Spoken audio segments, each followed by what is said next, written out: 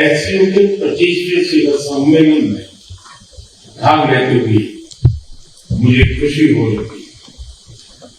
हमारे शानदार स्वागत और आतिथ्य सत्कार के लिए मैं राष्ट्रपति श्री का हार्दिक आभार व्यक्त करता हूं।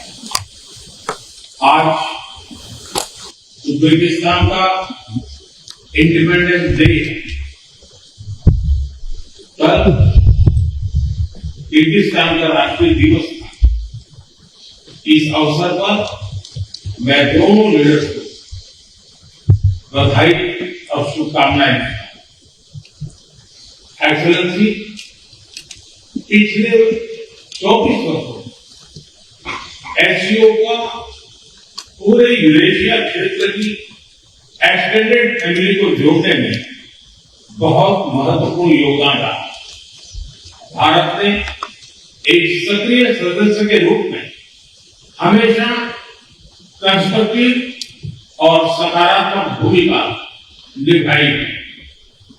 एससीओ को लेकर भारत की सोच और नीति 3 मुख्य स्तंभों पर आधारित है। एससीओ, एस सिक्योरिटी, सी कनेक्टिविटी, ओ अपॉर्चुनिटी। पहले स्तंभ एस यानी सिक्योरिटी के संदर्भ में मैं कहना चाहता हूं कि सुरक्षा, शांति और स्थिरता किसी भी देश के विकास का आधार है।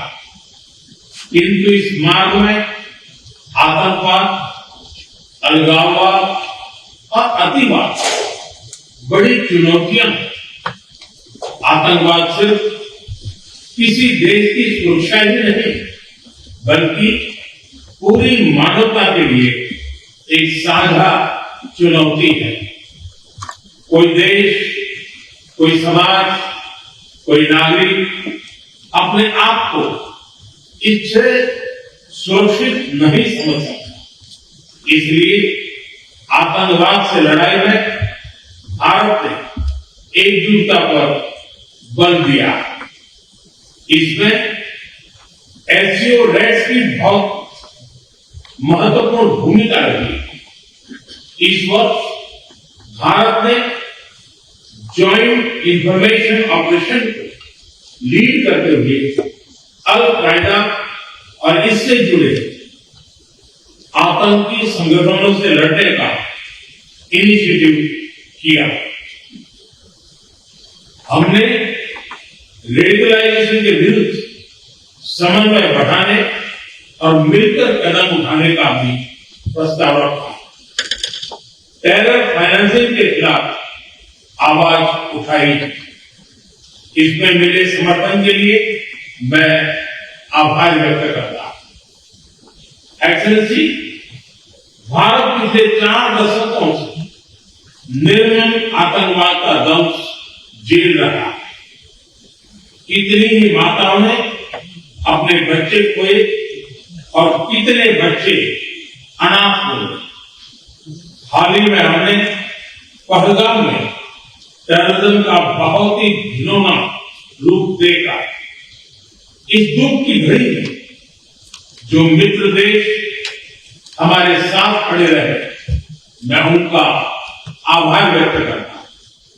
यह हमला केवल भारत की अंतरात्मा पर ही आघात नहीं था, यह मानवता में विश्वास रखने वाले हर देश, हर व्यक्ति को खुली चुनौती थी। ऐसे में प्रश्न उठना स्वाभाविक है, क्या कुछ देशों द्वारा आतंकवाद का खुलेआम समर्थन हमें स्वीकार्य हो सकता है? एक्सेलेंसी, हमें स्पष्ट रूप से और एक स्वर में कहना होगा कि आतंकवाद पर कोई भी डबल स्टैंडर्ड स्वीकार्य नहीं हुई। हमें मिलकर आतंकवाद का हर रंग में, हर रूप में विरोध करना ये मानवता के प्रति हमारा दायित्व है। एक्सेलेंसी, अब मैं दूसरे स्तंभ सी यानी कनेक्टिविटी पर अपने विचार रखना चाहूंगा।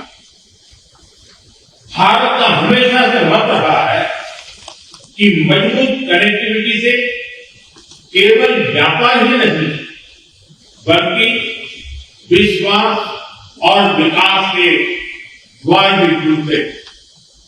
इसी सोच के साथ हम चाबहार पोर्ट और international north south transport corridor जैसे इनिशिएटिव पर काम कर रहे हैं।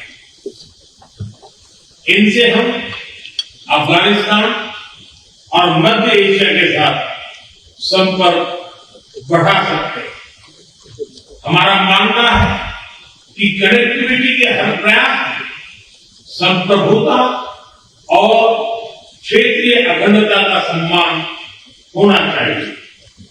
यही एससीओ चार्टर के मूल सिद्धांतों में भी विदित है।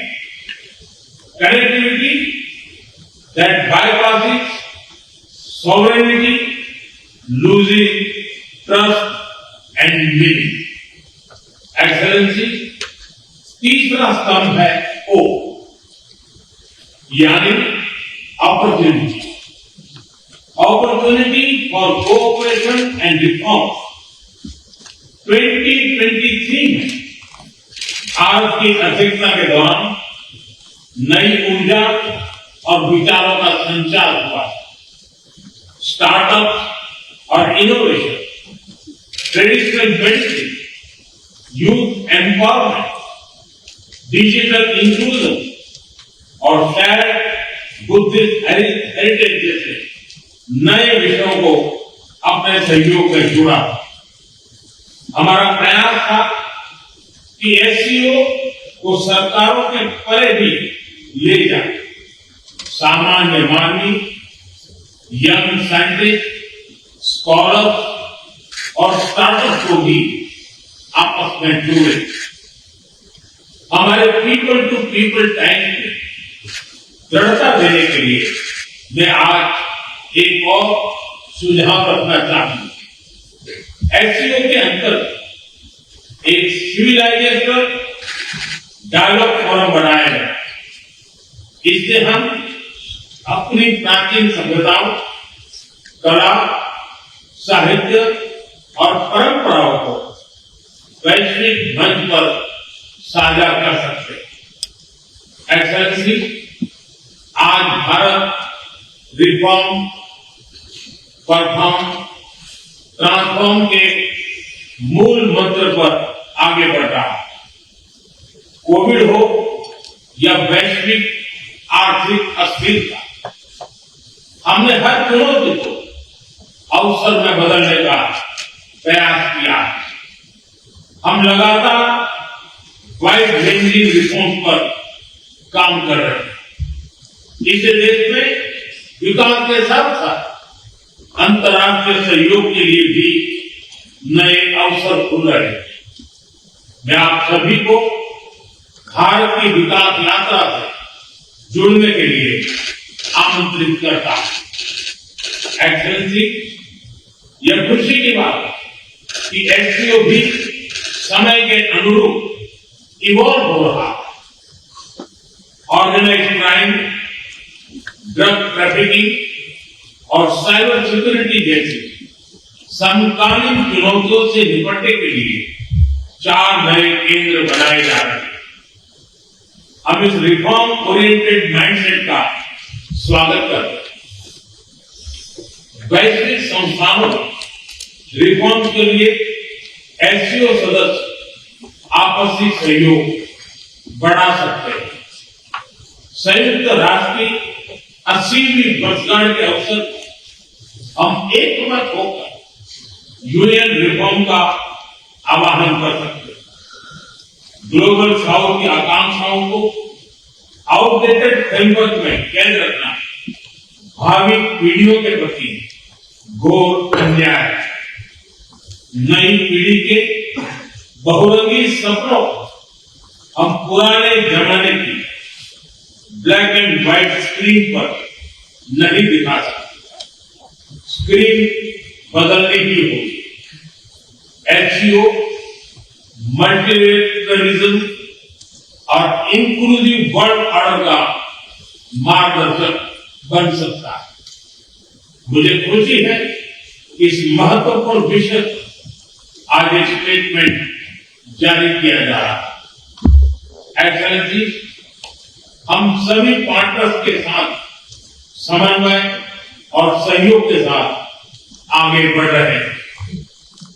मैं एचसीओ के अगले अध्यक्ष किर्गिस्तान के राष्ट्रपति और मेरे मित्र प्रेसिडेंट जपारोव को शुभकामनाएं देता हूं। बहुत बहुत धन्यवाद।